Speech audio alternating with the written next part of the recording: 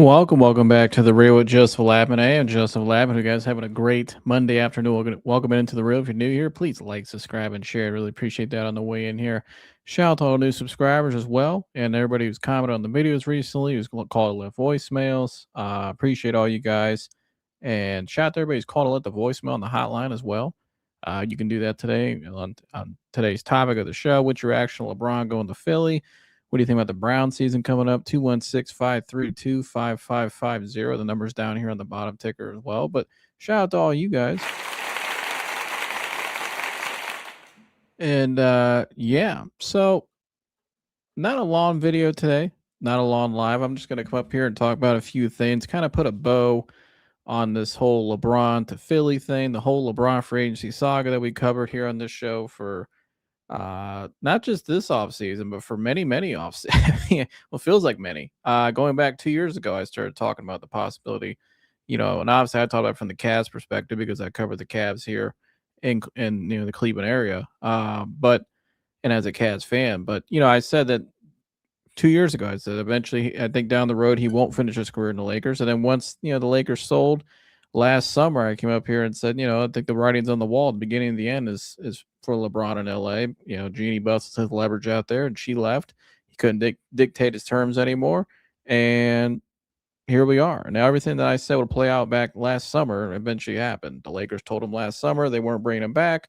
They were going to pay out the rest of his deal, but they weren't really interested in the future there. And which is obvious. I mean, he signed for $8 million. So he was never going back to LA because it was predetermined for the season. And, everybody knew he could probably be a free agent this offseason, which is everything is how it played out is what happened. Now, how they put it out is a little different than how I think it actually went behind the scenes from what I heard, and what other people reported as well. But anyways, here we are. So, again, LeBron signed to Philly officially yesterday on a 2-year, $8 million deal, right? And so the Cavs also made a move yesterday, bringing in a wing finally, the EuroLeague MVP, two-time MVP, I believe, Mario Hezonja, I believe is how you say his name. He was the 5th overall pick 10 years ago in the draft. It wasn't in the career, or it wasn't in the NBA really long before he went back to Europe. He was okay, wasn't great. He was really young. He was 20 years old, I think, when he got over here. Needed a lot more development. Now he went back to Europe and he's done a nice job. So I'll talk about him and how I think he can help the Cavs. What other moves I think the Cavs are going to possibly could make. But to put a bow on this whole LeBron James thing, because I've seen a lot of rumors flying around on the internet since he signed there, and a lot of people wonder, okay, what happened? Why didn't he come to Cleveland? Why didn't he go to everybody's supposed to say Miami. Why didn't he go to Golden State? How did he end up in Philly? Well, over the weekend, I listened to some people that I trust and, that are pretty on the money a lot of the time. And I kind of heard what they said was the real reason how he ended up in Philly. And so I kind of want to recap a little bit and just put a bow on this whole LeBron thing and how we could be in this position again next summer. I'll get to that in a minute. But so again, you go back to last summer, like I said, LeBron, the Lakers told him they weren't going to bring him back. And that was pretty obvious, again, and if LeBron was going to be in their future plans, they would have gave him a contract extension last summer when the new ownership was taken over because they would have just got it out of the way and done it over with. Well, they weren't on the same timeline anymore and they were shifting towards Luka and that was it. And they moved on. And LeBron knew it. And I think throughout the year, you started to hear rumors about certain destinations for LeBron, right? He wasn't going to get traded during the season because LeBron's never going to have a trade on his resume. That's just not going to happen. But we start talking about here on this show, and I was talking about possibly in other shows. Hey, maybe in the summertime, maybe the Cavs will be a team that brought up. But the team you heard a lot of actually was Golden State. And I think, from what I heard, that Golden State was actually the original plan for LeBron. And that remember I told you guys in May, I came on the show because I had heard from somebody that the Golden State thing was very real. And it was very real up until probably about late May, maybe early June, somewhere right around, or maybe not. No, actually, let me recorrect that. Probably up until, I don't know, let's say around right before free agency or something. But it was actually, from what I know, it was his real plan. I think LeBron truly wanted to go to Golden State, but I think what the problem with the Warriors and where they kind of fell apart was LeBron, I think probably looked at that team and said, our initial plan, maybe what if I mean let's say their initial plan was Steph, LeBron, Draymond, right? And they bring back Klay Thompson, right? And maybe they move Jimmy Butler for another player. But the problem was Jimmy Butler got hurt in the season. And I think LeBron looked at that Warriors team out west and said, we probably need to make some other drastic moves. I don't think the Warriors wanted to trade Jimmy Butler really.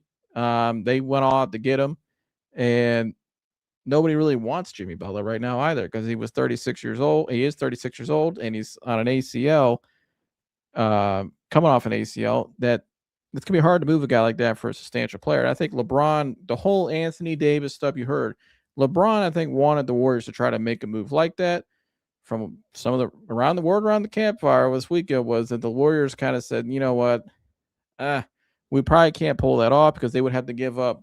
Remember, I told you they would have to give up a ton of future assets, like in terms of draft capital and picks, which doesn't make sense for them because they're only going to have this group probably for another 2 years, and they're not contenders right now. Just adding LeBron's not a contender, and even just adding Anthony Davis with LeBron, obviously they would be a much better team, but they're not. You still wouldn't pick them to win the West. Then they're a really old team, and AD's obviously his biggest concern in his career is availability because of injury. And you have a 36-year-old or 38-year-old Curry, older Draymond, 41-year-old LeBron with Anthony Davis. That group probably would not have won the West. And so when I heard that LeBron then pivoted, and they kind of pivoted from each other. But I think that was his initial plan. I think it was to stay in California, right? His wife could still live in LA. He would commute back and forth from Golden State to LA. Chris Paul did it one year. It could be a little challenging, but I'm sure LeBron could find a way to pull it off if he wanted to do it. And so, and you hear about the rumors now today about, and I'm gonna get more into about how LeBron possibly could be living in New York City and partially, and then going back and forth by helicopter from Philly to New York City. LeBron was open to doing anything this offseason, right? He was open to, doing that type of commute where his family lives one place and lives in one city. Let's like now it's, he plays in Philly. They live in New York. Where if they would have stayed in LA, he would have went to San Francisco. So I think that was, again, it was a rumor, and it was even reported at some point. It was his original plan. What I mean by reported was you heard a lot of fire between LeBron and the Warriors in May, even during the season, that there was some traction. We saw LeBron with Draymond, but that was, I think, his original plan, in my opinion, and just from what I've heard. And so I think, again, eventually he shifted away from them because he realized what they had was not good enough. And also, there wasn't they probably couldn't come to terms on, because Steph Curry's not the kind of guy that's going to go to the Warriors and be like, "Hey, you need to trade so and so. We need to get Jimmy Butler about it." They don't right. Steph Curry's not that kind of guy. I'm not saying LeBron just goes to the, goes to whoever and says we need to get him out of here, but LeBron will make it known what they need. We've seen him do it when he was here in Cleveland. At times we said we need a effing point guard, and or they needed this and that. They made moves. Anytime LeBron said they needed something, the Cavs made sure they got it done, right? Anytime the Lakers need to make a move, they made sure they got it done. I mean, he wanted Russell Westbrook. It didn't work out. Jeannie Buss had to pay $8 million out of her own money to get him out of there. So, and she wasn't the richest of NBA owners. So, this guy, they didn't align. And I think that's why he ultimately didn't end up in Golden State. Now, let's shift to Cleveland now. If that was his initial plan, right? Let's shift to Cleveland. And kind of why didn't he end up in Cleveland? And there's a lot of different theories why he didn't end up in Cleveland. You're hearing the number one is, and I got this is from Scoop Robinson. It says, meanwhile, potential homecoming in Cleveland involves serious contemplation, but James ultimately pondered a return while harboring genuine concerns regarding fit and operational structure under head coach Kenny Atkinson's system. So this tells me right off the bat that if LeBron was coming to Cleveland, he wanted to basically, we got to build it up how I want it done. We got to fire the coach, right? Because he's telling you, I don't, he doesn't, he had genuine concerns regarding fit and operational structure under Kenny Atkinson's system. So LeBron, the only way he was coming here, it's based on this report. I'll tell you what I really think in a minute, but we got to get rid of Kenny Atkinson. And I'll just tell you out the bat, that's probably true. That's probably true because everywhere LeBron's been, other than Miami, because Pat Riley ran the show, that was ultimately why he ended up leaving Miami. And why I said he was never going to Miami to begin with. Everybody bought all this Miami crap the last 2 weeks. And I told you guys he's not going to Miami ever. He's never playing in Miami. Him and Pat Riley will never coexist again after what happened in the end in 2014, which I shared some on my last live of what happened. But anyways, but regardless of that, anywhere this guy's been, right? And he came back to Cleveland. They brought in Ty Lue. Ty Lue, who LeBron liked, was put as the next coach in line. And they got rid of David Blatt, and voila, Ty Lue gets put in. Fast forward to L.A. Didn't like, Luke Walton year one, got him up out of there. Let's bring in Frank Vogel. Frank Vogel wins a championship. Nope, got to get him up out of there. Who they bring in? I think it was Darvin Ham, right? Darvin Ham coaches, and then LeBron starts a podcast with J.J. Redick, and then what do you know? J.J. Redick's the head coach. So, and by the way, Golden State, I think, brought back Steve Kerr under the assumption to go back to Golden State. I forgot to mention this. I think they brought back Steve Kerr under the assumption that they thought LeBron was a good chance they were going to get LeBron, and that's why Steve Kerr signed back for 2 more years. But I'll just leave it at that. But again, everywhere LeBron has been, he likes to he has cachet. Other than Miami, since Miami, let's put it like that. Since Miami, everywhere LeBron's been, he's had cachet. He's had control. He's had influence on who the coach is, who they trade, who they have on the roster, blah, blah, blah, everything. And sounds like Cleveland did not want to, in my opinion, what all this is, when I read why LeBron isn't a Cavalier, to me, I think it kind of sounds like the Cavs aren't willing to cater anymore to LeBron in some ways. And I'm not sure how serious LeBron was. I think he was seriously considering Cleveland. I don't think Cleveland was used this whole time. I know some people said that he just used Cleveland. He used Cleveland in the past when he was in LA. 2022 All-Star break, when he came back and made all his comments. Go look at the moves LA made after that. LeBron seriously was using it. He was not seriously. Excuse me. He was using the Cavs back then to try to tell the Lakers, "Hey, you better do this, or I'll just go back here."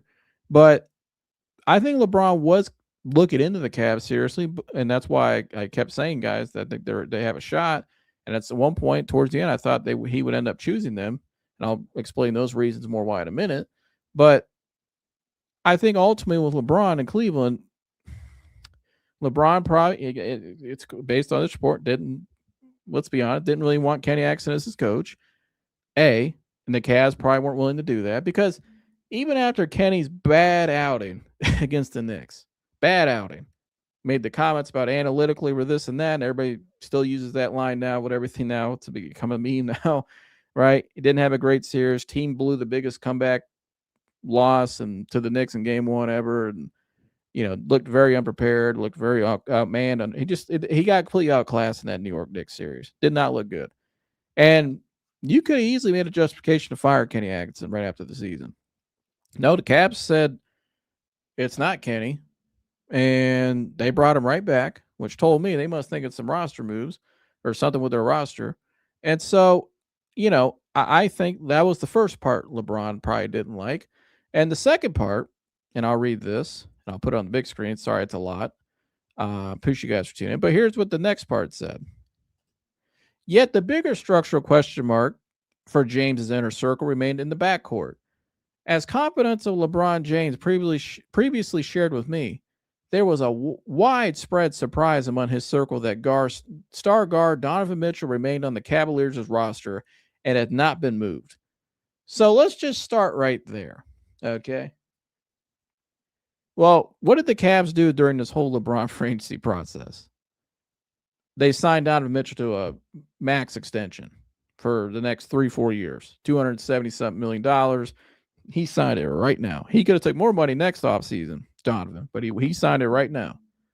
And so if LeBron, his circle was, and this is from Scoop Rob, reportedly, allegedly was concerned about Donovan Mitchell, well, then what did you want to do with Donovan Mitchell? And it says, as one respected league fixture bluntly put it regarding Mitchell's ceiling as a franchise anchor, Donovan is not a number one. Now, I'll stop right there. I've had questions about Donovan being number one before. So, that's not the first time you've heard people bring that up, concerns. People in Cleveland have said that. But let's continue. He's a number one in Cleveland. He was a number one in Utah. If the Cavs still had Garland in Cleveland and moved Donovan in a trade to Jaylen Brown, there's a good chance that LeBron James will be in Cleveland today next to Garland, Jaylen Brown, and Mobley. No mention of Jared Allen. But anyways, so basically what they're saying is, and we've heard this talking point, that and Rich Paul said it, that them, no knock to James Harden, but them not having Garland was a big, was a knock against the Cavs. Remember, they did the whole whiteboard thing.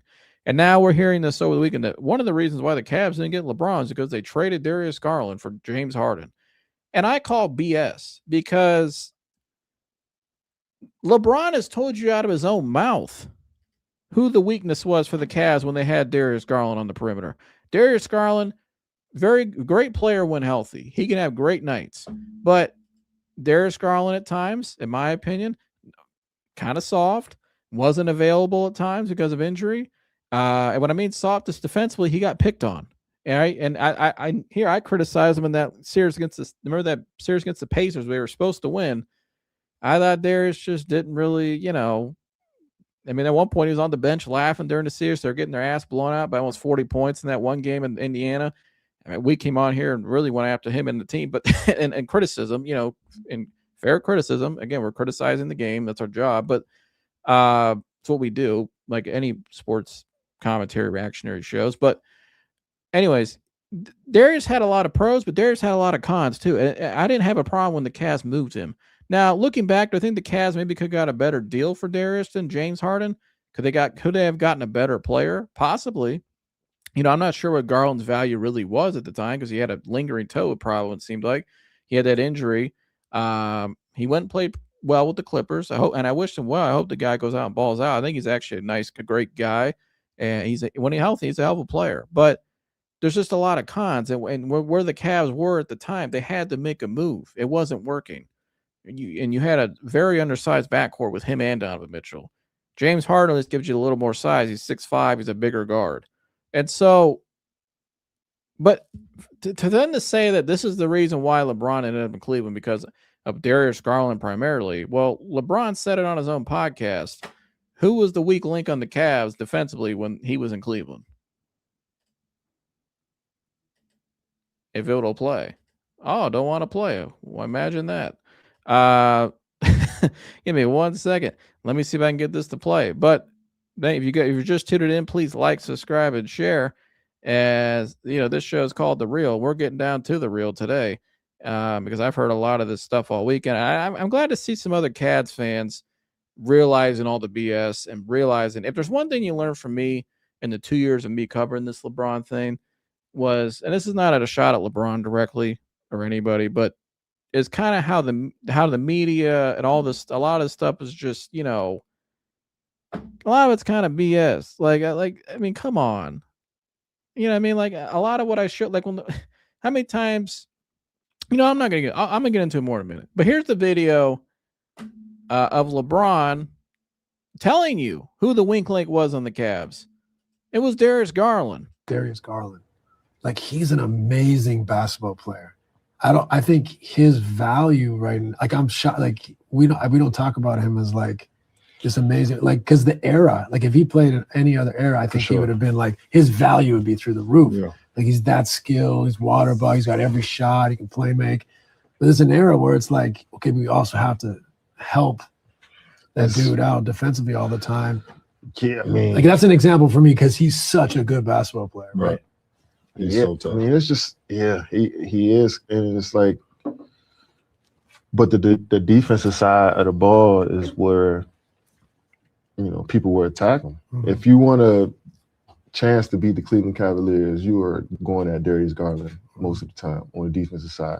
I don't know if the 6'2" and under guard is at a premium no more as a starter. Maybe as a backup. Yep.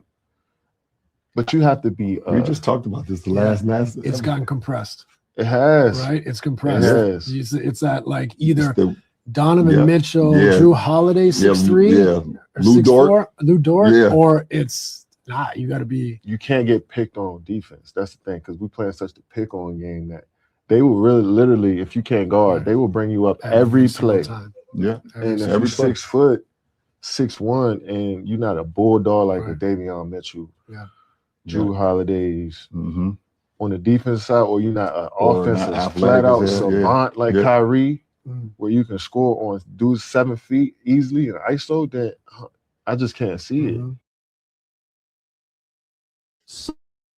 So that was on their podcast. They do, right? And Kevin Durant was actually one. Let me clarify. Kevin Durant was the one that said it, and LeBron was sitting there nodding his head, like, "Yeah, you know."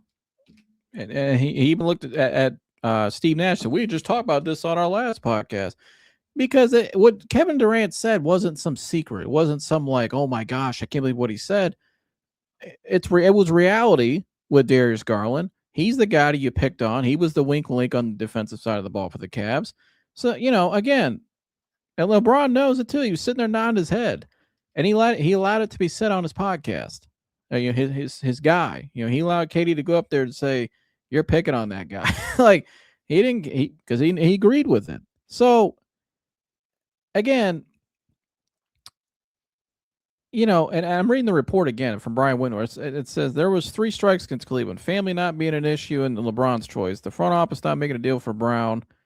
And the Cavs' roster not featuring Garland. So the Garland side of thing to me is kind of bizarre and also Rich Paul represents Darius Garland. And when Darius Garland got traded, Rich Paul went on his podcast and said, "I told Darius for the season, there's a good chance you're probably going to get traded."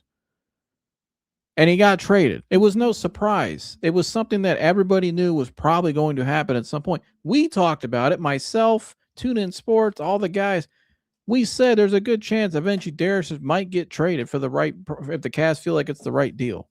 Because we always said what those 2 guys just said, the 2 future Hall of Famers, first ballot, the 6'2" guards in a backcourt, where the Cavs backcourt was at that time, the smaller, undersized guard was not a way to win. It just wasn't. Defensively, it was a nightmare. Now, they went out and got James Harden, who, again, he's 6'5", bigger. Now, defensively, he's not the greatest, but still, it's like that wasn't some secret. And so I don't know if I buy this whole because Darius wasn't on the roster, that's why they didn't trade for or excuse me, because Darius wasn't on the roster, that's why LeBron didn't come to Cleveland. I just don't understand that. Again, his relationship with Brandon Weems. Brandon Weems was in the room. He was the assistant GM. You don't think LeBron could find out anything that was going on and what people were thinking? If Brandon Weems thought that would be a deterrent to get LeBron to Cleveland, I'm sure Brandon Weems would have brought that up to Kobe Altman. And do I think Kobe Altman ultimately would have done it if it was a deterrent for LeBron? I would think not. Maybe I'm wrong. Maybe the Cavs don't give a shit what LeBron thinks anymore. They don't really care if he came back. And they would say, "This is who we are. You either join us or not." It is what it. That may have happened. And I said a little bit ago, I don't think the Cavs were willing to go all out to do whatever it takes to get LeBron anymore. And it goes on to the next point, like I just meant, the Jaylen Brown side of things, how LeBron wanted Garland, Jaylen Brown, him, and Evan Mobley. No mention of Jared Allen, which I don't know why that was. I don't know if Jared Allen just would have been traded too. But anyways, Jaylen Brown, let's talk about that side of it with LeBron. That he wanted the Cavs to get Jaylen Brown. Now, I think Jaylen Brown obviously would have been a great addition. I think Jaylen Brown arguably is the best two-way player in the game. He's a top 3 two-way player in this game. I would say, right, I think what changed LeBron to go to Philly was when they got Jaylen Brown. I think he was locked in on Golden State for a while. He kind of realized that both sides, I think that kind of fell apart. He then transitioned to what his next options could be, which would have been the Cavs, obviously, are always a considerable option because of who they are in the relationship, and they're in the East, and they just made the conference finals. And then I think you look at Philly. I think LeBron's always had interest in Philly because it's an East Coast market, right out, only a couple hours south of New York City, and they have a nice team that you can possibly build upon. Now, once Mike Gansey, the Cavs GM, took the job and went to Philly as the president, I think that completely swung the door open for LeBron to go there. Because LeBron, that's his guy. Him and Gansey, Gansey was an Olmsted Falls guy here in Northeast Ohio. They played high school basketball against each other. They've known each other for a long time. He was with the Cavs when LeBron was there. They know each other. And so they have a great relationship with him, like Rich Paul mentioned. And so Gansey goes there to Philly. Also, their head coach, Nick Nurse, is a Clutch client. Now, my biggest thing with Philly, why I didn't think he would actually go there, is because I didn't think LeBron would actually go live in Philadelphia. Well, and I wasn't really sure if LeBron wanted to do the commute, because I said in Golden State, even when I thought he would possibly go to Golden State, I said, does he really want to commute from San Francisco to LA all the time? That seems like a lot during the season, such for a guy at 40-some years old.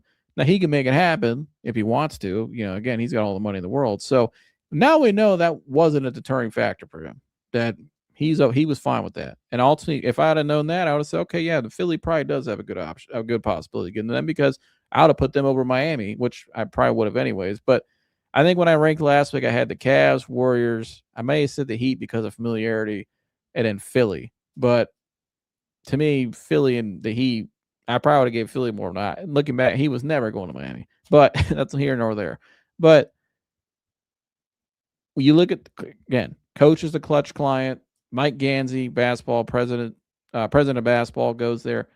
Swung the door wide open. They somehow pull off this trade by trading Paul George, for Jaylen Brown, which is a trade nobody saw coming, because you would have thought Jaylen Brown, because we were talking in Cleveland, right, about trading for Jaylen Brown at that time. And we were thinking you probably got to give up Mobley, because Jaylen Brown, to me, again, you're talking about a guy who is a former Finals MVP, in my opinion, in a lot of people's opinion, arguably the best two-way player in basketball. And they were going to just trade him away for George Paul. I keep saying George Paul because somebody else calls him George Paul. Paul George? Like, who? I wouldn't have thought that. Paul George is 30-something years old. He's podcast P now. He ain't playoff P anymore. And, he's had injuries. He's got a big contract. Who the hell would have thought that?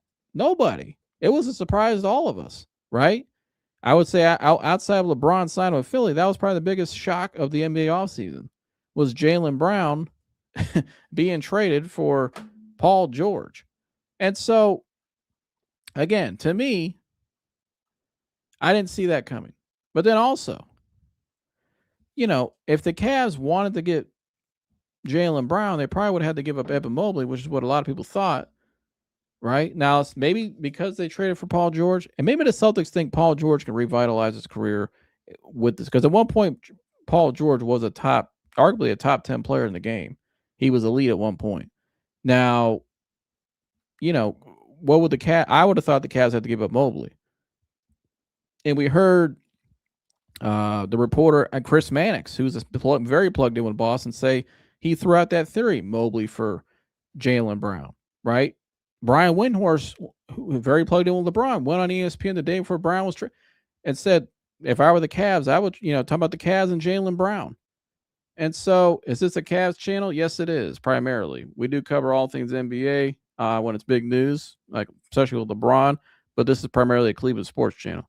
But thanks for tuning in, Six Reigns. But again, we all assumed they'd have to give up Evan Mobley. The Cavs were not trading Evan Mobley under any circumstance this offseason. They were not trading him. And so I think we talk about the Darius Garland thing. I don't think buy that as a reason why he didn't come here. And if he wanted the Cavs to trade Evan Mobley for Jaylen Brown, well, that wasn't going they weren't doing that. The Cavs made it very clear, and it's been reported by a lot of Cavs insiders, they were not trading Evan Mobley under any circumstance. Was not happening.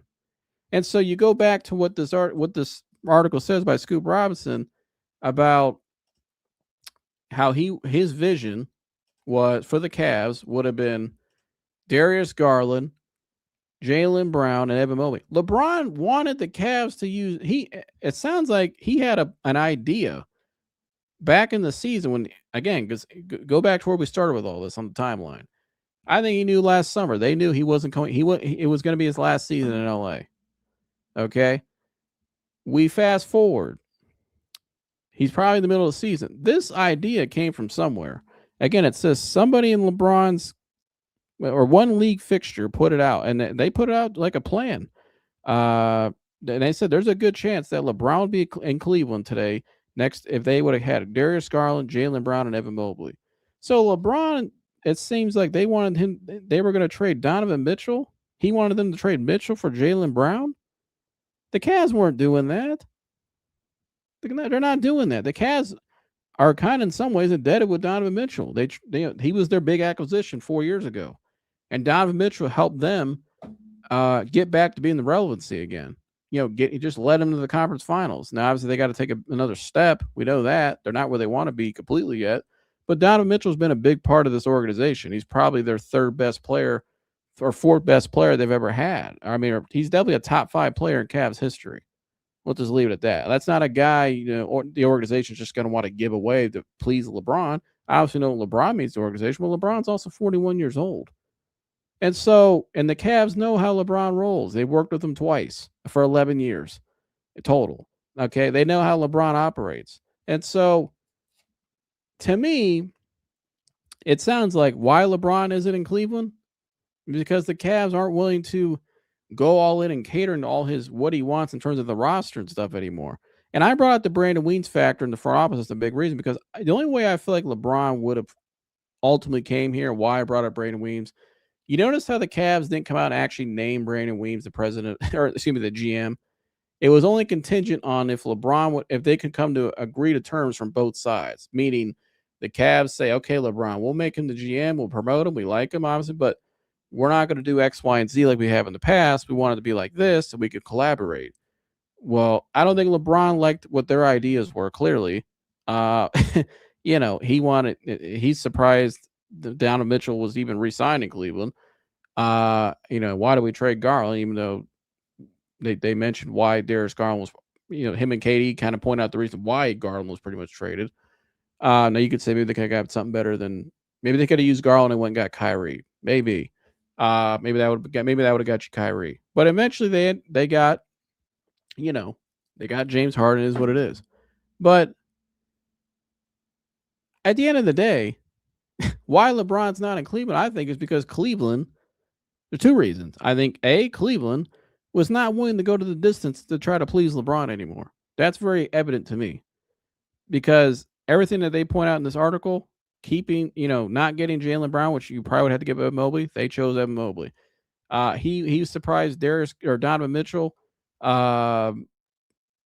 They kept him. Well, they re-signed him during this whole process. They gave him an extension during this whole free agency process with LeBron. And then the whole Darius Garland factor, well, they moved him up out of there too. So they did the opposite of what allegedly LeBron wanted. So that tells me we would like to have LeBron back, but we're not going out. And his last year in 2018, after they just traded Kyrie, they brought in Isaiah Thomas and Jay Crowder, and they brought in that 8th overall. Remember, they got that first round pick from Brooklyn, and it turned out to be the 8th pick, which turned out to be Colin Sexton, which turned out to be the player they used to help get Donovan Mitchell in 2022. But anyways, he wanted them to use that draft pick. And I remember Rachel Nichols, who was LeBron's one of his media people he was close with, going on her show all the time with The Jump and saying, why won't the Cavs just use the 8th overall pick to trade? I remember when he signed with the Lakers, she said, she went on the show, it's up like, if they would have just used that 8th pick and they didn't trade Kyrie, or if they would have used that 8th pick to,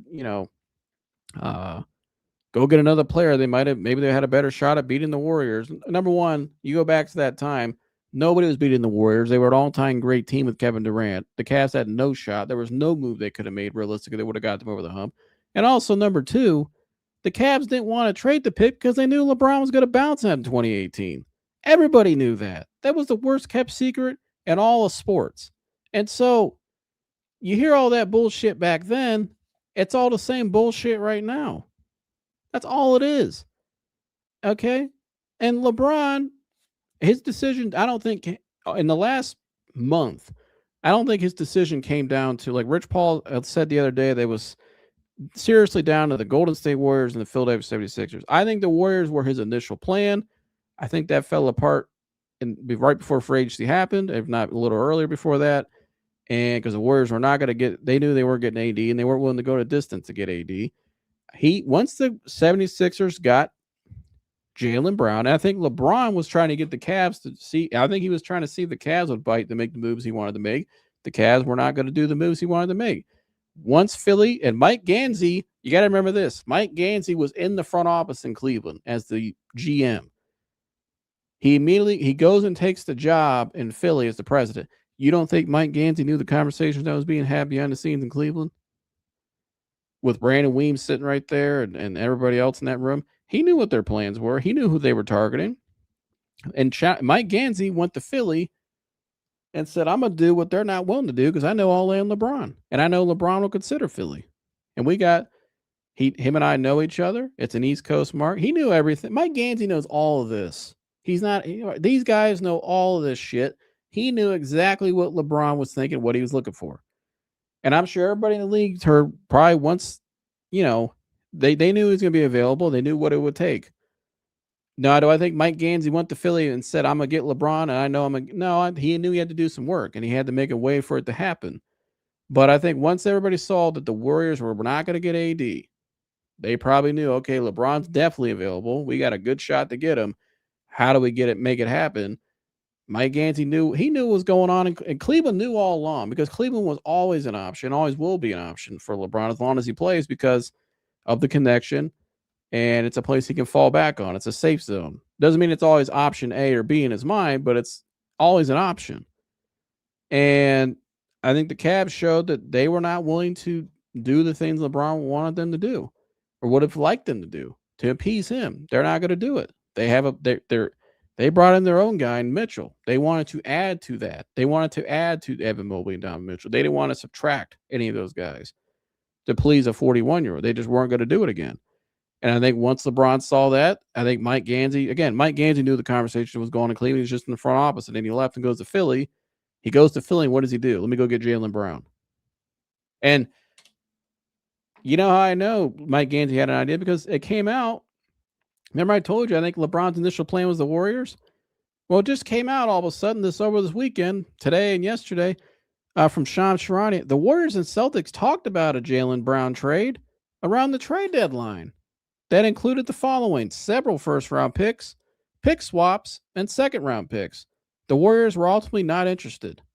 And they said if the Warriors would have agreed to the terms of the deal, they would have got Jaylen Brown. Why do you think the Warriors had those conversations? Why do you think they called Washington about Anthony Davis? Again, they just had conversations, but they didn't. If the Warriors would have called the Wizards and said, we'll give you all these pick swaps and all the first-rounders, they probably would have got AD.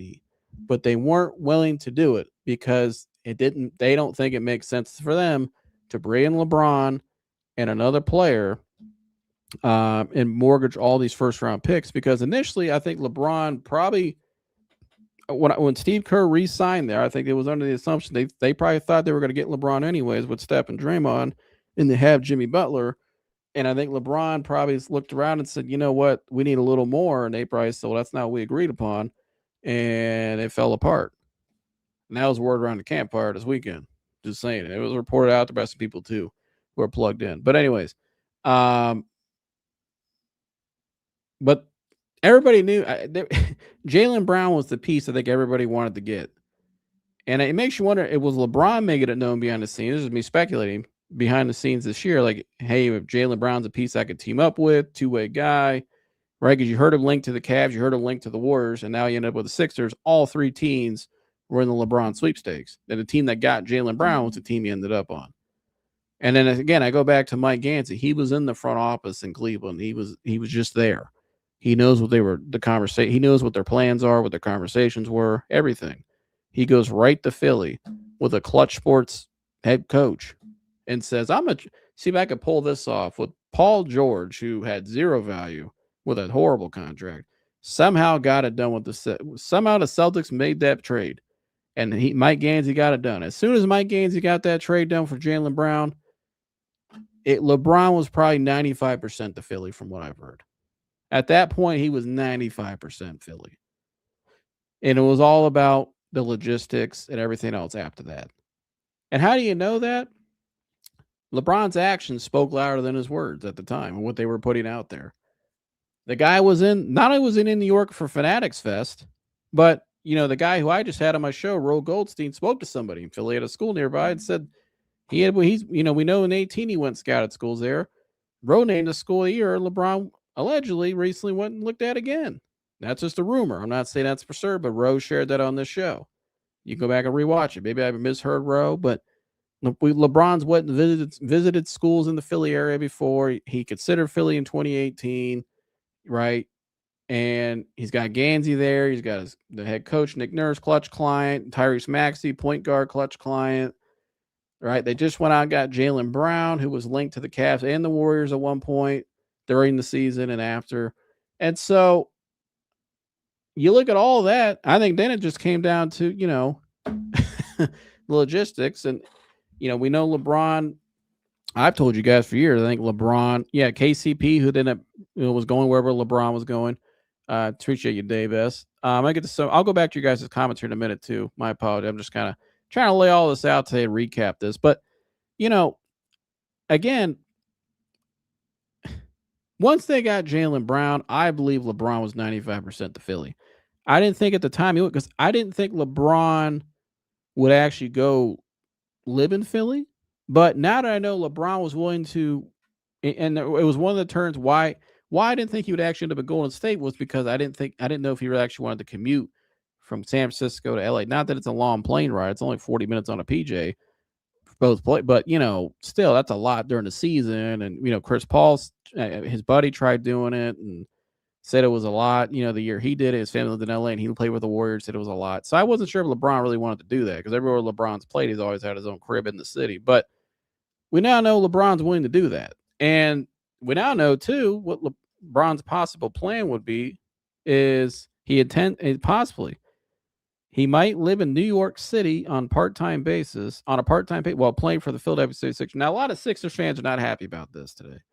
I heard some Sixer fans think this is kind of weird because you don't think he's integrated into your city fully. He's going to go live in New York City and then, take a helicopter, let's say, down to Philly a lot of days and maybe get a little townhouse in Center City there in Philly.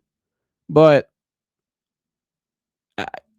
LeBron's going to do whatever LeBron wants to do. And I told you guys last week on Monday, I reported from somebody that I know that knows LeBron very well.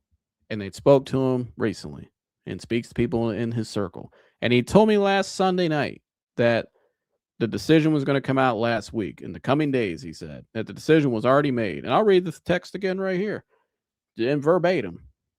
And then listen to how I say this here because this is how they said it to me. Okay? The decision will be put out next couple days. That means the decision was already made. Now, I asked them where, and they wouldn't tell me, which is cool. I understand. But the decision was already made. He had this planned all along for the last probably 2 weeks. Again, once they got Jaylen Brown, LeBron was all in on Philly, East Coast market, and he's got cachet there. Remember I told you guys throughout this process, LeBron's going to go somewhere where he has cachet. Why is LeBron not a Miami? And I see some people in the comment, why did he go to them over you? It makes no sense. I'm a Heat fan. He would have picked us or the Heat. I would have been fine of him picking Miami. Why didn't he go to Cavs or Miami? Ultimately, had the most cachet in Philly. And Philly was able to pull off this miraculous trade that got Jaylen Brown. But LeBron has cachet in Philly. Okay? The president, because mind you, Brandon Williams could have got promoted to GM. He still has a boss ahead of him named Kobe Altman. He's the president. The president is the guy who's fully in charge of all basketball operations. Mike Gansey's the president of basketball operations. The coach, Clutch Sports client, Nick Nurse. Point guard, who runs to the offense, Clutch Sports client, Tyrese Maxey, who LeBron's close with. It was working out with them today, as we saw. So, and then they go out and get Jaylen Brown. They were willing to go all out to do what it takes. And so, and he's on an East Coast market. He can live in New York City, which I think that was a big part of it for him as well. Because whenever I thought about LeBron being on the East Coast, I thought of LeBron playing in New York City alone, living there, being there. Again, you go back to high school, LeBron always had kind of, and I did a show on this 2 years ago, how LeBron and his crew have always had like this admiration for New York, right? Jay-Z, the Knicks. we heard Rich Paul say if the Knicks hadn't won a championship, LeBron would be a Knick right now. Maybe that's true. Maybe that was his goal last summer to go to the Knicks. And maybe as the season went on, I don't know. I think initially Golden State was his plan. I think if the Knicks hadn't won, if the Knicks lost in the finals, LeBron probably would have won. Maybe he would be a Knick right now. I don't know. I don't know if New York would be interested though with that, because New York's starting five was already laid out. They already had two Waynes and OG Anunoby and Mikal Bridges, and they had Josh Hart and Brunson and Cat. I don't know if they would have been interested, because their team, they didn't need LeBron. They just won the championship without him. So, but regardless of that, LeBron's always been connected with New York. And the fact now that he's going to play in Philadelphia, an East Coast market. Our organization has won a championship in a long time, which he said he believes he can help them get over the hump. He's got cachet there. He's got, in my opinion, he's probably got a lot of full control there in some ways. With the coach and the president, the basketball operation. And then also, again, this decision was made probably 2 weeks ago, if not a little further than that. And we were all led on to believe it was just, decision. But I didn't believe that all on. Now, I was leading in the wrong direction. I thought it would be the Cavs, because I didn't think, again, I didn't really look at, I didn't think he would actually live in Philadelphia, and that's why I thought it'd be the Cavs, and I thought it'd make the most sense for him. But I did tell you guys 2 weeks ago, I said he's probably at that time, he was 95% sure where he was going, which was true. I just thought it was another direction. And it was hard. Let me tell you guys this. A lot of people around LeBron's camp, and Ro and I talked about this on the show because we know some people in the camp. LeBron did a hell of a job. Other than go back to the last 3 decisions he made, LeBron did a hell of a job this time, keeping it very, very, very concealed. Not a lot of people close to LeBron knew, guys. They didn't really know. They didn't know a whole lot. He did a hell of a job keeping it very, very concealed. That was for sure in this whole process. But, July 19th. What was that? Almost a couple weeks ago, or last week on Sunday, July 19th. They said LeBron didn't make his decision till 1 a.m. on July 24th. Because he announced it July 24th. They said at 1 a.m. LeBron decided.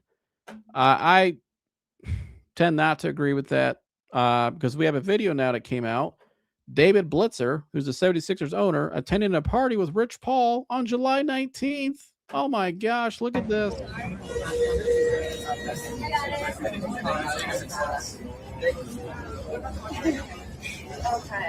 You guys ready to check on this up?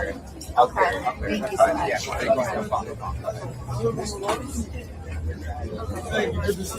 And I'm not going to say the names, but a lot of those people right there and there, those are all Clutch Sports LeBron confidants, friends, and people. Let's just leave it at that. But continue. All of us?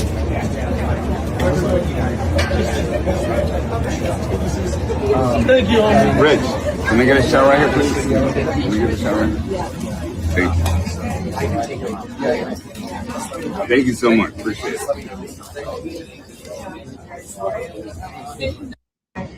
But again, so obviously they have Fanatics Fest going on. LeBron was in the New Jersey, New York area, not too far from Philly, during that Fanatics Fest. You don't think LeBron was out there looking at places and scouting the area out?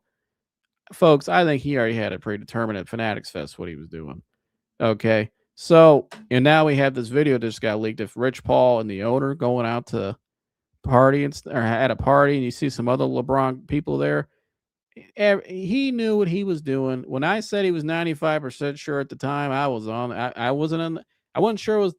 the right team, but I was for sure he had this mind made up. LeBron didn't sit there till 1 a.m. on July 24th and say, oh, you know what? I'm going to go to the 76ers. No, he already had it. When they got Jaylen Brown, it was curtains for everybody else. The Cavs, the only move the Cavs could have made was possibly go out and getting Kyrie, which was a 1 in a million chance right now of getting him. You're not trading for James Harden right now, and they're not giving up Kyrie. So it wasn't happening. And I just didn't think he would actually go live in Philadelphia. I didn't think not really living in Philadelphia, I didn't think LeBron would actually add a 14 to his resume. That was really my biggest, when I thought about the Warriors, when I thought about, the Warriors, I was actually more likely, I thought was more likely than the Sixers, which I now know was his original plan. But because he could justify it. He could say, well, I want to stay in California. My family likes living there, blah, blah. He could get by with that. I would have thought it'd been a bad move because it's the Warriors. But I just didn't think he would actually add a 4 team like that to his resume. That was my biggest. And Bronny James, I thought he would want to take his son with him. Those were my 2 biggest things. But we now know, and I said last week, I think at the time I said, I think it might be, guys, I think it's going to go this way, but expect the unexpected. And I said that for a reason, because I don't think LeBron is in the same state of mind in terms of what his goals are as he was when he left 8 years ago to go to LA. And that's very obvious now. He's at a whole different part of his career and thinking he don't give a shit anymore. And he's chasing other things now. Now doesn't mean he's not chasing winning, but in terms of like legacy, how people view it, a lot of people said, going home, and LeBron don't care about that stuff. He's all about what's best for him, which he has the right to do. It's his life. Again, whether we agree with it or we think it's fans are fans or whatever, but he don't operate the same way he did, or how he portrayed it to be when he came back in 14 and all that stuff. So he's in a different mode now. And that's why I said expect the unexpected. And we got the unexpected, all right, because nobody really thought he was going to Philly. You didn't hear, you heard more Miami, all this Miami buzz. And I was saying that I don't think he's going to Miami, but you heard all this Miami buzz. You heard more Warriors buzz even than the Philadelphia 76ers. You heard a lot of Cavs buzz, obviously. But, again, it all lined up perfectly.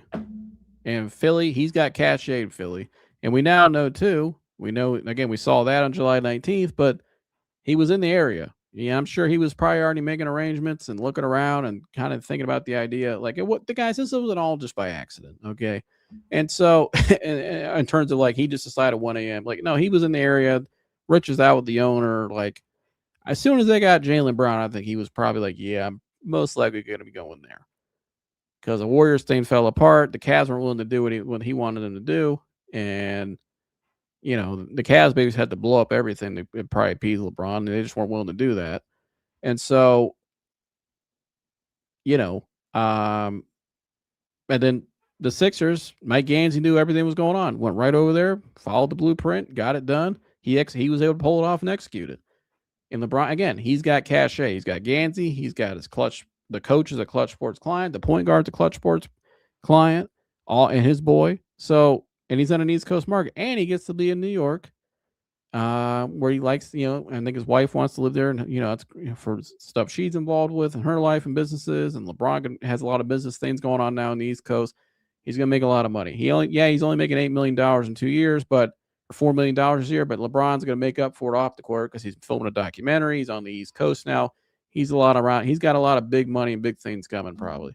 So, I think he just signed this big Topps deal as well. I heard whatever, but again, that's how all this, I think, this and what I heard over the weekend, and it's just me sitting back and kind of analyzing it all. That's how I think all this went down. Okay. And so no surprise. You look back at it now, you look how it all unfolded. You're kind of like, yeah, I could see why I ended up in Philly for all the reasons I pointed out today. Now we look at Philly now though, right? He's in Philly right now. Okay.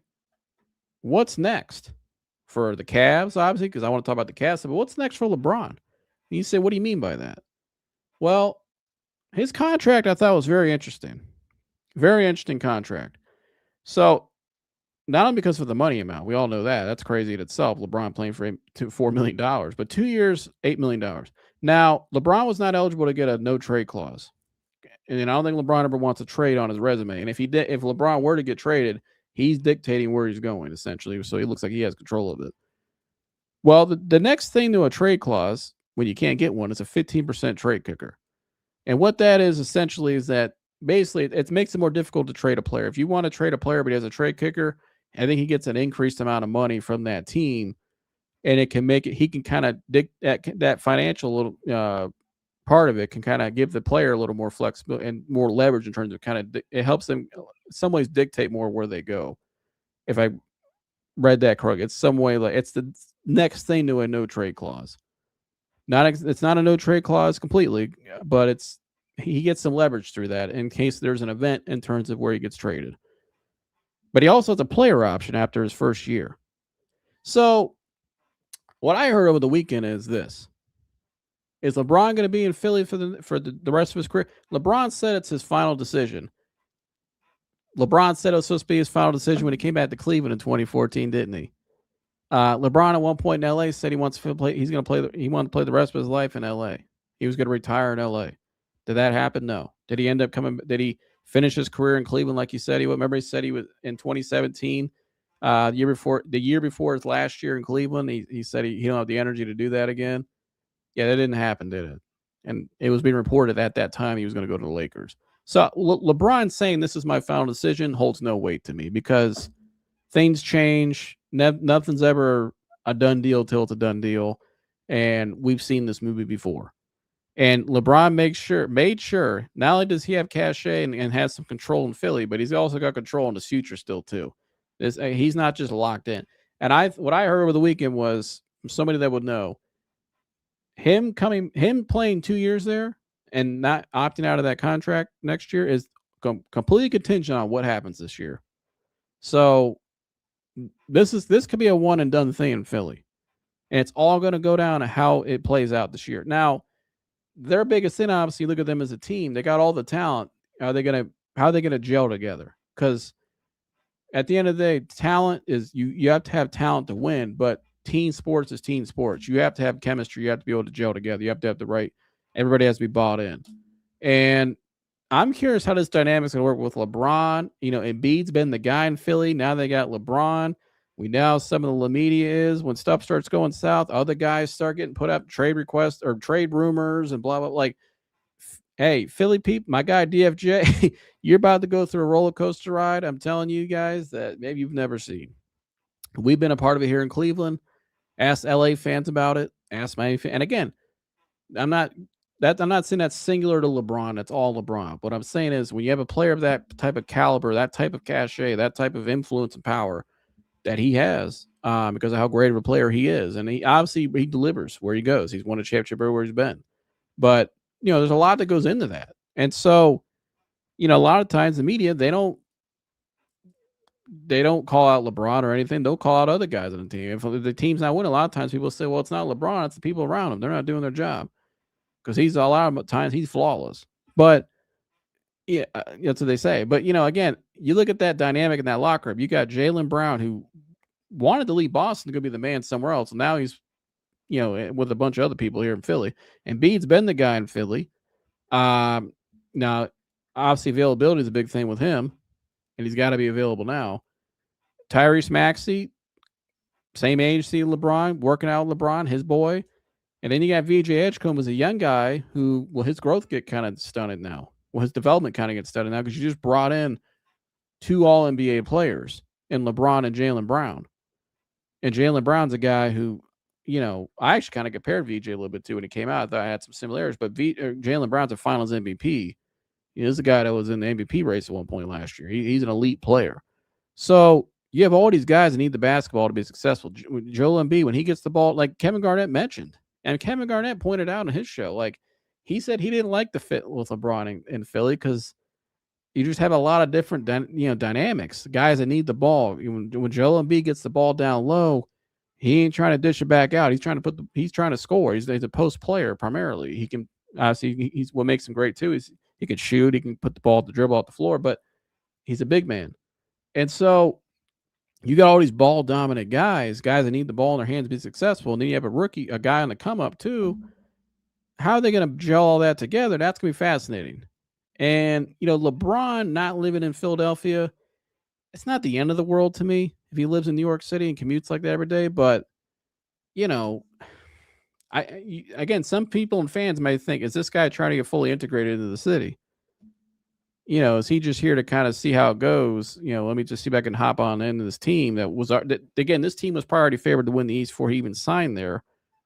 They were definitely top 2 to 3. They didn't really need LeBron. Obviously the big bonus for them, but they didn't if LeBron would have went to the Cavs or went to the Warriors and Philly would still be a team. A lot of people would still pick Philly to come out of the East. like because they had Jaylen Brown and Edgecombe and Maxey and Bede. So again, I look at this whole situation. This is gonna be fascinating. This is gonna be one of the most fascinating stories I've ever seen, and how it's gonna play out. Because I never thought LeBron would play in Philadelphia, but also number two, him living in New York, that whole dynamic, and at the same time, going back and forth. He's gonna have a lot of stuff going off the court, and then you got all these different personalities on this team. And oh, by the way, he's got a player option at the end of the year. Because let me tell you something right now. When adversity hits, and adversity will hit this team, it hits every team.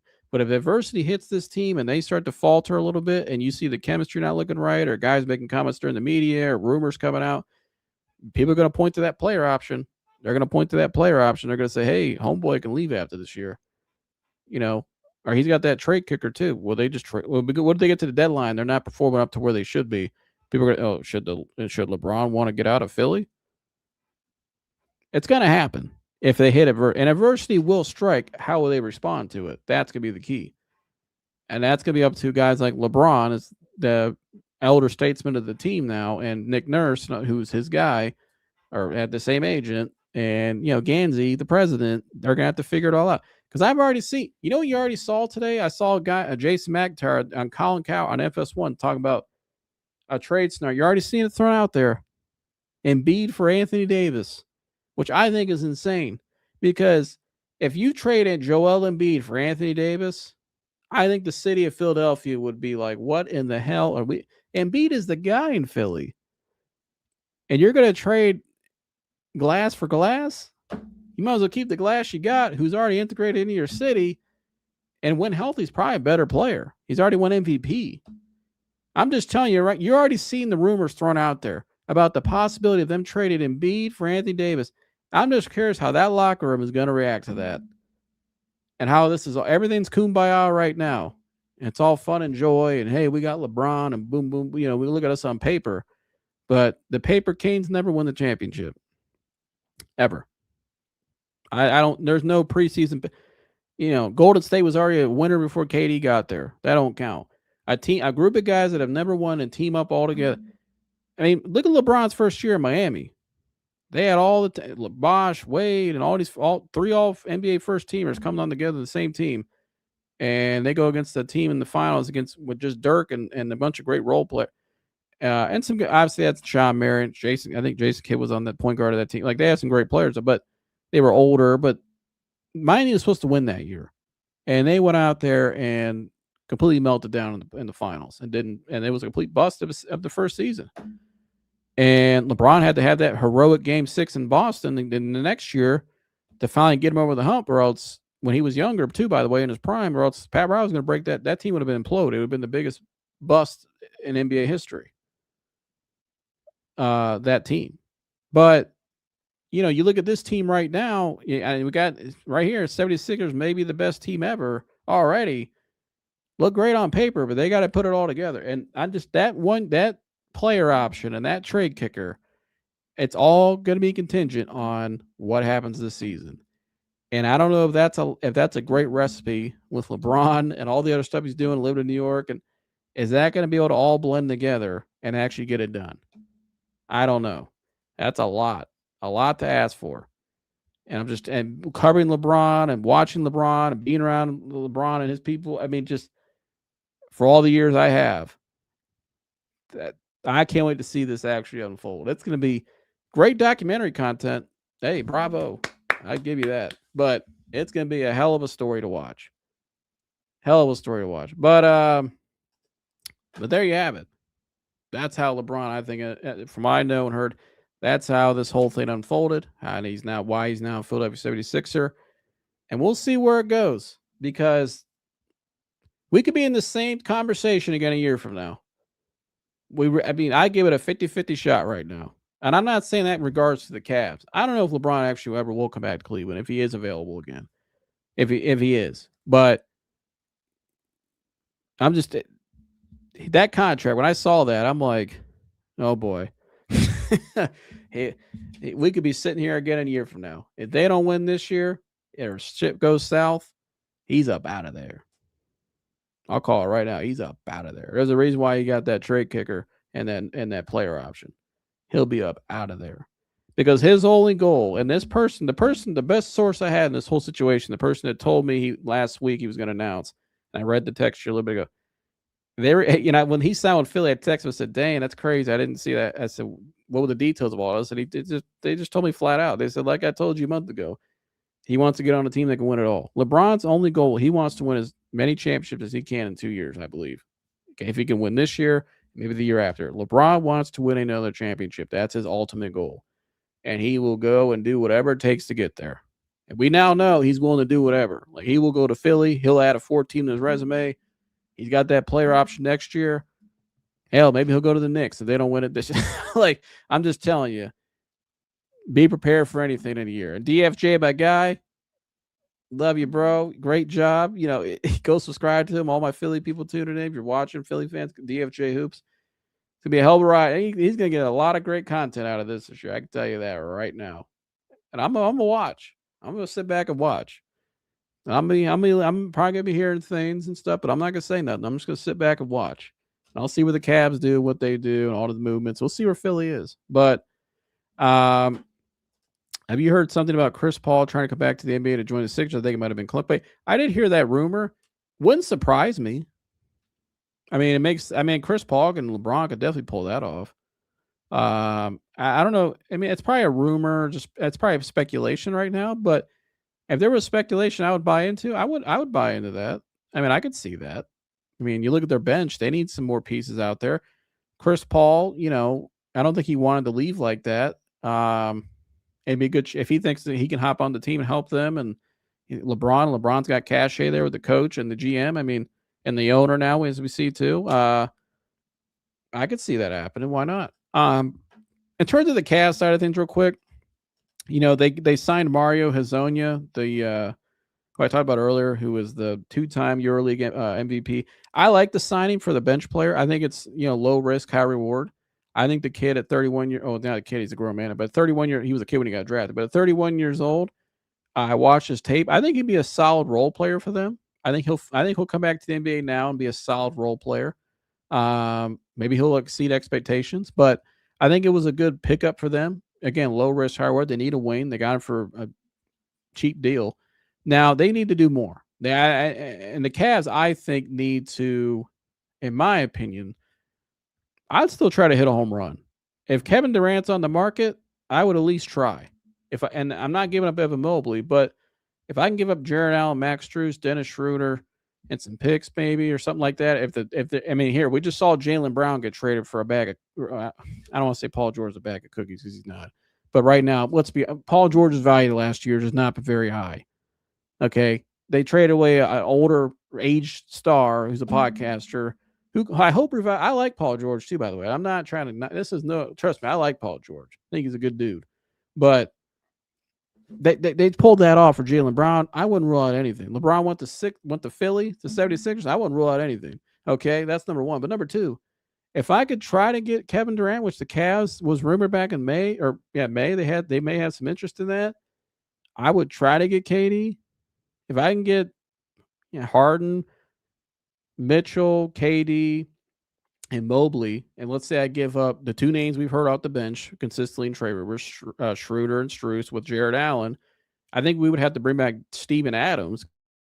They already have Sengun, so maybe they bring Allen in. I don't know if they would even want to do that. I'm just throwing out a theory. All I'm saying is I would try to go out and get the bigger names first still, if I can, if it makes sense. But if not, Jonathan Kuminga is a name that's been brought up and probably most realistically to happen. If the Cavs walk away from this offseason with Kuminga and Hezonja, it's not bad. I think Kuminga, it's an upgrade on the wings from what they've had. I don't want to give up Max Strus because I thought Max Strus was arguably the most consistent player in the postseason outside of Mobley. But I think you're probably going to see Jonathan Kuminga. I think there's a good chance he's in Cleveland. The Lakers are going to try like hell to get him too, and the Lakers, I wouldn't be surprised if they were able to pull it off. But I know that it sounds like he's going to meet with Kenny Atkinson next week, who he played with in Golden State. He likes Kenny Atkinson. He actually played very well under Kenny Atkinson. So, if they do a sign and trade with Kuminga, because you asked for B Scroll's good to see you, my friend. He said, Would that be Sam? I did hear Sam Merrill's name brought up. If I had to give up Sam Merrill for Jonathan Kuminga and I keep Max Strus, I'd probably do it. I like Sam Merrill a lot, but in the postseason, you got to have Jonathan Kuminga type guys, not Sam Merrill type guys. I'll just be honest. We already have shooters. We have Max Strus. We have shooting. We need guys that can defend and are athletic and have upside. That's what this kid is. He's been a part of winning too in Golden State with Kenny. That's what they need. They need size. They need somebody that can actually defend on the perimeter. If you don't have perimeter defense if you have somebody out there from your 1-3 that can defend consistently at a high rate and has the potential to do so, you're not going to win in this league. So in the postseason, when it matters most. But if that's the trade, I would do that trade, and I get Hazonia now, who I think if he's not even even if Hazonia isn't trying to be a great 2-way player, at least I think he'll definitely be a pretty good shooter in the NBA. The kid could shoot the lights out from at least the highlights I saw. So off the dribble, catch a shoot, like he's a shooter. Like this, so you got him, you got Strus still, you get Kuminga. You got a better wing group, I think, than what you had. And you still got Jalen Tyson, too, who at one point in the regular season looked like a stud. I think once they added Harden, that just kind of messed things up a little bit because you're trying to acclimate everything. But now you got a full off season, right? Everybody's played with each other. They can readjust a lot of things and tweak some of their philosophies. And they'll have a whole training camp to gel and a season to build up for the postseason. So I like that move. I think the Cavs can still become a pretty good team in the East next year. And again, this is a team that was in the Final Four. They can upgrade their roster and maybe, build more internally and build upon the lessons they learned. And you never know. You never know. You never know. I wouldn't rule anything out. Again, we saw how they looked last year against the Knicks. It wasn't great, but teams can get better. Teams can grow. And, I think one thing about the Cavs will have in their favor is people are going to write them off next year. They're going to say they're this and then that. If I'm the Cavs, I like that. I'd rather be under the radar. Let's just build all year, no drama, compared to some of these other teams that may have a lot of drama we talked about today. And let's just see what happens. So, but yeah, man. I want to it was dirty. Shout out to Tri-Double-O. They blew it. Valued stupid Allen and Mobley over the King. If they would have traded one of those pieces for Jaylen Brown and LeBron would be here. Well, like I talked about earlier, we could guess that Jaylen Brown would be here. They would have given him a higher chance. But, it's never a for sure thing. None of us really know exactly what LeBron was going to do. What I do know, though, I think the Warriors were his first choice. I just don't think they could have come to an agreement on what both sides wanted to do. And I think once that fell apart and then Philly and Gansey was in Cleveland and probably knew everything was going on, he went there and got Jaylen Brown. Then he was probably all in on Philly. But, I don't know. I'm not going to kill the Cavs for it. We could sit here and say they should have did X, Y, and Z, but they know a little more. They probably know a lot more what was going on. Again, they got a guy sitting there who was with LeBron. And you don't think Brandon Weeds knows what LeBron was thinking? He knows what LeBron wanted. He probably knew what LeBron was leaning at when he was hanging out with him. So, I don't know. I wouldn't speculate too much into that. What happened. All I'll say is, like I said earlier, LeBron, we would think LeBron would come back to Cleveland, but I'm not sure I don't think Cleveland's willing to do what they used to do in the past to go to the lengths to make LeBron happy because he's 41 years old. And the last year he was here in Cleveland, they didn't go out and trade that Brooklyn pick for a reason because they knew LeBron was going to leave and they had a bunch of dead money they had to get rid of with J.R. Smith and Tristan Thompson, all LeBron's guys that got paid. They paid him for LeBron to make him, keep him around. And he leaves and they had to get rid of all that. So, and they also brought in their own guy, Mitchell. So, I think it's kind of like the Cavs. I think with LeBron now, we can collaborate together, but it's not going to be a full on, dictatorship like it was in the past. And maybe dictatorship's the wrong word, but you guys know what I mean. When LeBron was here, when he came back in 14, 15, like whenever LeBron wanted something done, they made sure to get it done. They had to keep him happy. So, and it worked. They won a championship. I'm not saying it was bad, but I'm just saying now they're not willing to give LeBron, I think, the full autonomy. Philly, he's got the president is this guy and the coach. So that's a little different. I'm cool with it. Yeah, it's not the end of the world. And again, very good chance a year from now, I give it a 50-50 shot. We may be sitting here having the same conversation because, right, if he's already came back twice to win a championship, so let's see what he does in Philly. And if it don't work out in Philly, good chance we're having this conversation a year from now. He got a player option for a reason. So, again, LeBron is very unpredictable, which is what I said. Expect the unexpected, like I said last, because he's at a different state of his life and his career now. He's got other interests, like what we thought. The guy we saw who wrote the letter to us back in 2014 as Clevelanders, he's not that same guy anymore. He's not that state in his career anymore. He's got different motives. He's at different stages. He's evolved. It's life. He's evolved. He's older. He won the championship here. Once the LeBron won that championship here in Cleveland, he didn't feel tied to Cleveland anymore. He feel like I delivered what I said I was going to do. I can do whatever the hell I want now. And doesn't mean that may not involve Cleveland again down the road, but that's just where he's at right now. That's what he's been doing. He just proved that again. So, KCP, Teflon Don says Browns are pure butt cheeks, but they will win 3 games. Bums and losers. I hope not. I'll get to the Browns here soon. This will be my last show on the LeBron stuff for a while on the Cavs. Unless something significant, I like to get KD or something, then I'll react. But other than that, I'm going to be transitioning to football here. But add in Bronny soon. Sounds like Bronny's not going to Philly anytime soon, if at all. I don't think right now LeBron will be in Philly.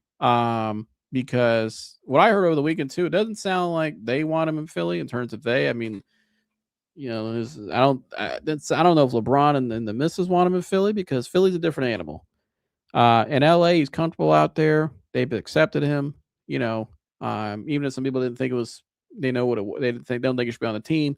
He's still comfortable out there. He knows everybody out there. If he goes to Philly and they put him on that team and that Philly animal is different. Those fans and those media, they're a little more brutally honest. So, I'm not sure if they think that's a good fit for him out there. I think he'll be in LA.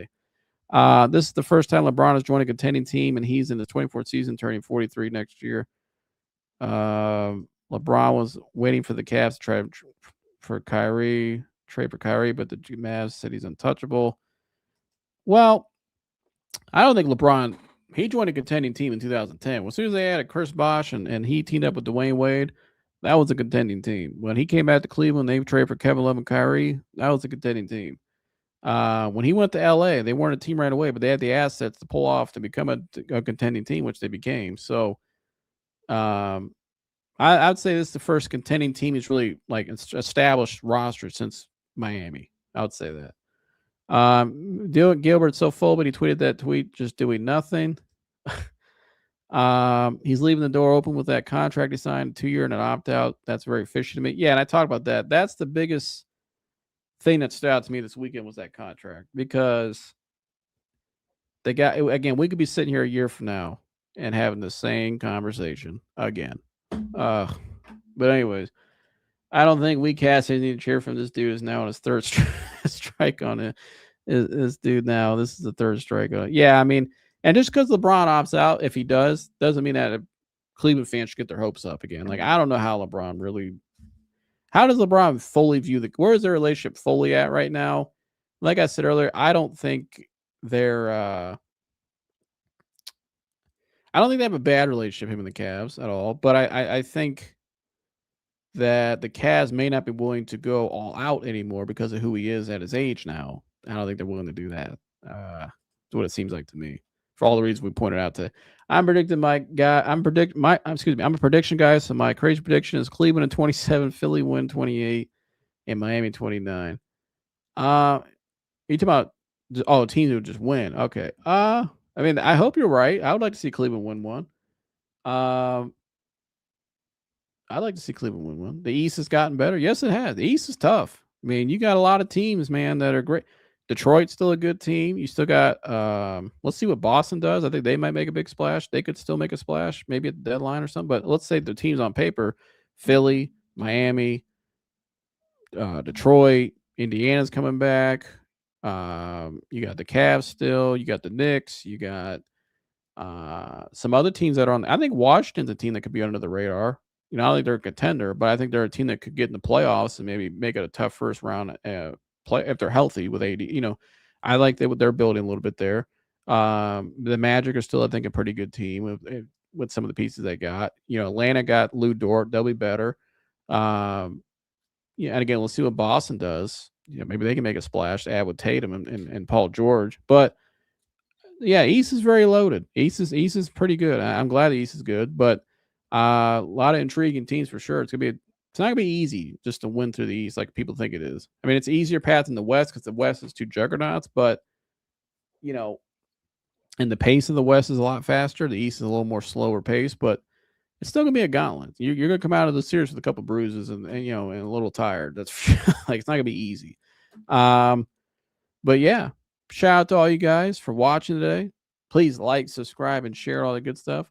If you want to call, leave a voicemail and all your thoughts on today's show, your reaction to LeBron with the Cavs. What do you think they should do? Do you think LeBron's going to come? What do you think about the player option? Like, you want to talk about the Browns season coming up? Training camp starts this week. You want to call about that? 216-532-5550. Again, 216-532-5550. Call, leave a voicemail today, right now, after the show, and I'll play it next time on the live. If you have any questions or anything, I'll answer that as well. So, yeah, 216-522-5550. But shout out to you guys for tuning in today. As always, please like, subscribe, and share. Hype the video as well. Helps promote the video more in the algorithms. And I appreciate you guys for tuning in today, taking time out of your day to join. And I'll see you guys in the next one. I'm up out of here.